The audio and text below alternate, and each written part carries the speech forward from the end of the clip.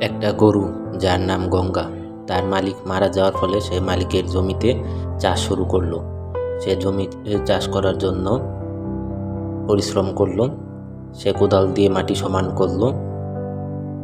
সে মাটি সমান করার জন্য বেলচাও নিল।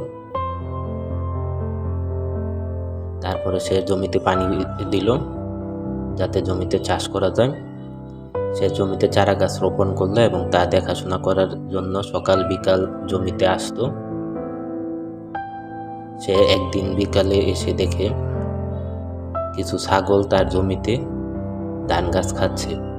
ছাগলগুলো গরুকে আসতে দেখে তারা বলা বলি করতেছে এবং তারা দৌড় দিল। গরু তাদেরকে দৌড়ে তাড়িয়ে দিল। গরু ভাবলে এভাবে তাদের সমাধান করা যাবে না, সে পুলিশে ফোন দিল। পুলিশের গাড়ি আসলো। পুলিশের গাড়ি ছাগলগুলোকে ধরে ফেললো এবং থানায় নিয়ে যাওয়ার জন্য গাড়িতে উঠালো এবং থানায় নিয়ে যাওয়ার জন্য রেডি হলো এবং গরু এটা দেখে খুব খুশি হলো।